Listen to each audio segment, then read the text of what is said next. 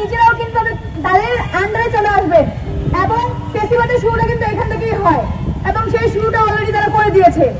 আমরা স্পষ্টভাবে বলতে চাই, 5ই আগস্টের পরবর্তী সময়ে আমরা দেখেছি ছাত্র দলের নিজস্ব মিম পেজ, ছাত্র দলের বিভিন্ন ব্যঙ্গাত্মকমূলক পেজ আমরা নিজে চোখে দেখেছি এবং অভিযুক্ত হয়েছে, বের হয়েছে কে বা তারা এই মিম পেজগুলো চালায়।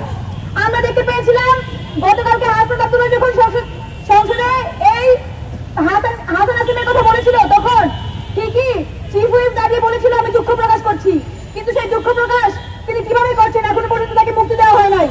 কেন মুক্তি দেওয়া হয়? তারা এই দুঃখ প্রকাশের আসলে মানে কি দাঁড়ায়?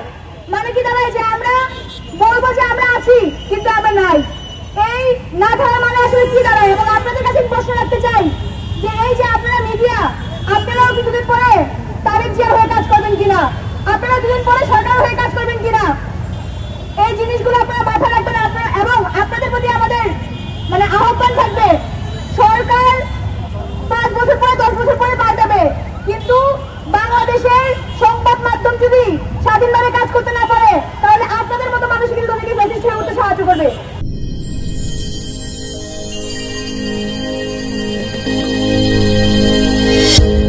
ভিশন 24 দৃষ্টিতে বিস্ময়।